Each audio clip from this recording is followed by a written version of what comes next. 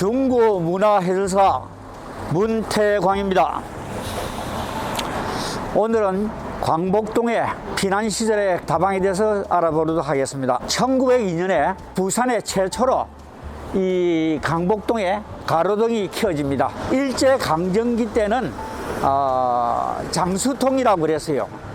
그래서 그때에 옷을 파는 오복점, 그리고 약을 파는 약포점, 그리고 자파를 파는 자파점이 있었어요. 그때 모든 보이, 모든 걸 여러 셀러리맨들이 거리를 활보하고 다녔습니다. 그래서 그때는 남자들은 흰 구두를 신고 이 거리를 활보하고 여자들은 하의를 신고 이 거리를 활보했습니다. 그래서 그 당시에 일본의 긴자 거리와 비슷하다 해서 이 거리를 나가부라라고 부르었어요. 그런데 해방이 딱 되고 나서 이 모든 사람들이 여기에 거리에 나와서 활보하면서 이 거리를 다니게 되는데, 그때에 이 거리를 다시 강복로라고 이렇게 불렀습니다. 강복로. 해방의 기쁨도 잠시 6.25 사변이 발발하자 그 서울에 있던 모든 무례인과 그리고 화가, 예술가들이 전부 다 남쪽으로 내려오게 되죠. 내려오다 보니 마지막 이 강복로가 종착역이 되었습니다. 그 당시에 부산 인구가 47만이었는데 피난민들이 무려 100만이 내려와요. 그래서 그분들이 올 때 갈 데 없으니 전부 다방에 모여들게 됩니다. 다방에는 세상 소식도 알게 되고, 그리고 일자리도 구할 수 있었고, 그런 여러 가지 때문에 이 다방에 모여들어서 그때의 다방에서 모여든 그때를 피난문학시대라고 그랬습니다. 그 피난문학시대 때 작품으로 그 김동리의 밀다원 시대, 그리고 황순원의 고개사, 그리고 송상섭의 비오는 날, 그리고 이호철의 타양, 이런 여러 가지의 작품들이 쏟아져 나왔습니다. 자, 이 제가 선 자리는 왼쪽에 에덴 다방이 있었고 오른쪽에 모란 다방이 있었습니다. 그 에덴 다방은 부산에서 가장 최초로 생긴 다방입니다. 그때에 동아일보 기자가 이 건물을 일제강점기 때 구입을 해가지고 제일다방이라고 이름을 붙였습니다. 그 뒤로 안여 사람 분이 세를 얻어서 다시 에덴 다방으로 이름을 고치고 이 다방을 열었는데요. 이 다방에는 큰, 그때 구하기 힘든 피아노가 있었다는 것이고, 또 부산 최초로 여기에 모닝커피를 팔았습니다. 이 모닝커피라는 것은 그 당시에 따끈따끈한 커피잔에 그 노란자를 올려주는 아침 식사 대용으로 이렇게 먹었다고 합니다. 근데 이것이 또 경쟁이 되니까 어느 집은 노란자 2개 이어주고 또 어느 집은 또 더 많이 이어주고 하는 막 그런 경쟁도 붙었다고 하죠. 그리고 옆에 있는 모란다방은 여러분이 잘 아시는 청마 유치원이가 1967년도에 예총의 부산 지부장으로 당선된 이후로 국제신문 기자를 불러서 여기에서 앞으로의 대책을 좀 의논하는 그 자리가 된 거죠. 그래서 이야기가 끝난 이후에 부산 데파트 있는 쪽에 짬보라는 그 술집에 가서 술을 마십니다. 술 마시고 아쉬워서 한 잔 더 하자 해서 이 모란다방 건너편에 스탠드바식으로 또 맥주집이 있었답니다. 그래서 거기서 2차를 하고 소설가 손정유 씨가 배웅을 하면서 버스를 타고 수정동으로 갔습니다. 그분이 수정동에 건너목을 건널 때 버스 사고로 그분이 운명을 하십니다. 그래서 그때가 1967년 2월 13일이었습니다. 모든 국민들은 정말 애도 속에서 보냈죠. 저 있는 자리에서 바로 뒤쪽 다이나픽 자리가 밀다운이 있었던 곳입니다. 한때에 그 밀다운이 어디냐 해가지고 여러 학자들의 의견이 분분했습니다.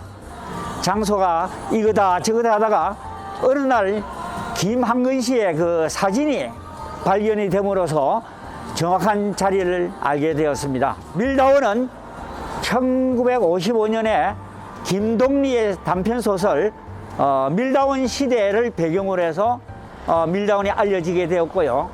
그때의 그 피난살이의 어려움을 소설 속에 이렇게 표현한 바람에 이 밀다원이 유명하게 되었습니다. 1층의 밀다방에 보통 손님들이 많은 이유는 바로 이 1층 밑에가 한국문화예술예총이 바로 있었고, 그래서 예술인들이 많이 찾아왔던 것으로 되어 있습니다.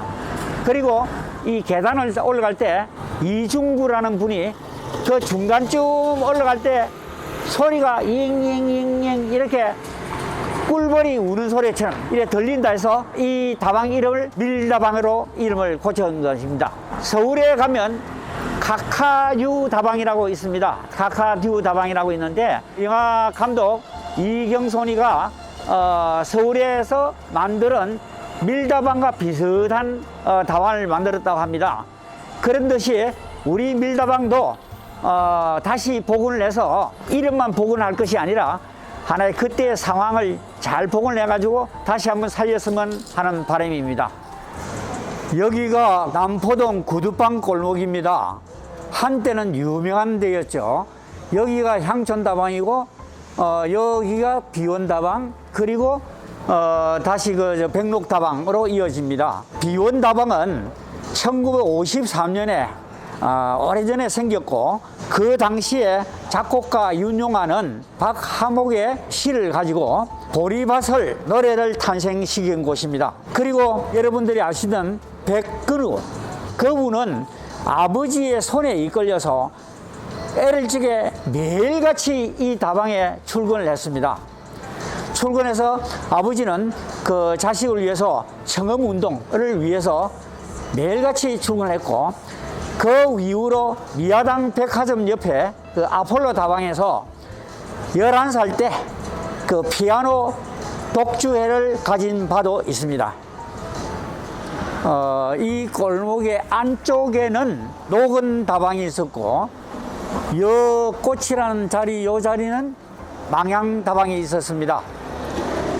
녹은 다방은 영화인들이 많이 다녀갔는데요. 최은희라는 분이 영화 배우로 거기에 다녔습니다. 거기에 다방 마담으로 이 자리를 지켜왔는데, 여기서 연예인으로 출발했다는 이야기도 있고, 또 여기서 사람들을 한양으로 이렇게 송출했다고 하는 이야기도 있습니다. 얼굴 마담으로 있을 때 그 손님들이 그 최은희 얼굴을 보기 위해서 많이 남자들이 모여들었어요. 그래서 그때에 커피를 한 잔 추가로 시키면 자기는 먹지 않고 항상 밑에 버린 것이 나중에 한 다라이 정도 버렸다고 합니다. 그리고 망향다방은 그 여러분 잘 아는 천재 작가 이중섭이가 여기서 그림을 그렸어요. 그 그림을 그릴 때 그 당시에 황소라는 그림이 여기서 탄생을 하는데, 그때에 살 한 말 정도 주고 팔았던 것이 2018년에 경매시장에서 그 그림이 47억에 낙찰이 됐습니다. 그 그림의 특징은 황소가 땅을 이렇게 짚는 그 속도감과 그 장면이 상당히 그 이색적이고 특징이었다고 합니다. 제가 앉은 자리 뒤편에 있는 2층 빨간 조수 찜닭이라는 자리가 옛날 금강다방이 있었던 곳입니다. 이 금강다방은 이호철이가 자기 작품을 쓰고 황순은이에게 보여주기도 하고, 그리고 이중섭이가 거기서 그림을 그리면서 생계를 위하여 백영수와 함께 그림을 그렸던 곳도 금강다방입니다. 이 금강다방은 원래 자리가 사실은 크지 않고 어느 시골 대합실 정도로 조그만했다고 합니다. 그런데 여기에 다방에서도 밀다방파가 있고 금강다방파가 또 있습니다. 그 밀다방파는 김말봉, 김동리, 황순원 이런 분이 그 밀다방파고, 건강다방파는 고원, 오상순, 그리고 박고석, 정봉준 그런 분들이 건강다방파였습니다.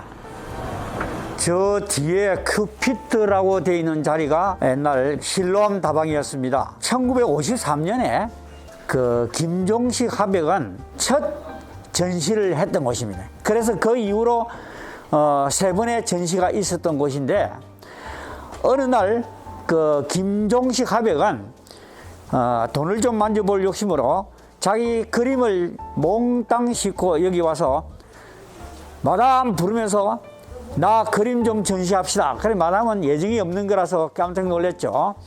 그래가지고 마담도 역시 뭐 돈 좀 한 푼 만져볼 생각이 있어서 허락을 했습니다. 그래서 여기에 전시를 했는데 일확천금을 노리려고 했던 자리가 한 개도 안 팔렸어요. 한 개도 안 팔리고 그 주변에 술값만 잔뜩 늘어나가지고 뭐 모든 게 수포로 돌아간 적도 있었습니다. 겉으로 피난 시절에 늘어나는 것이 두 가지가 있었어요. 그 한 개는 판잣집이요, 한 개는 다방이었습니다. 판잣집은 삶의 근원지였고 다방은 대화의 무대였습니다. 그래서 이 판잣집은 정체되고 한정이 있지만 이 다방은 늘 확장되고 커가서 다방이 무려 한 70군데나 있었다고 합니다. 친구를 이렇게 지나가다 만나면 야, 너 어디 지금 다니냐, 어느 다방에 다니냐 이렇게 서로 물어요. 바로 이 다방이 그 사람의 직장이었기 때문에 그런 이야기를 할 수 있었던 겁니다. 그리고 용광로처럼 이 활활 타오르는 중구 문화가 이 다방에서 문화의 산실이 되었고, 또 배가 고프면 고플수록 삶이 어려우면 어려울수록 그 용광로는 더욱더 활활 타오르면서 변장해 나갔습니다. 근데 그 임시수도 시절 때 부산시에 그 서구를 두고 행정 정치의 1번지다 그렇게 이야기를 합니다만은, 그 대신 중구는 우리나라의 문화의 산실이요 제1번지였던 것입니다. 그것이 이 중구의 다방이 중심 역할을 했고 있었다는 데서 말씀을 드리겠습니다. 이상으로 지금까지 중구 다방에 대해서 알아봤습니다. 중구 문화해설사 문태광입니다.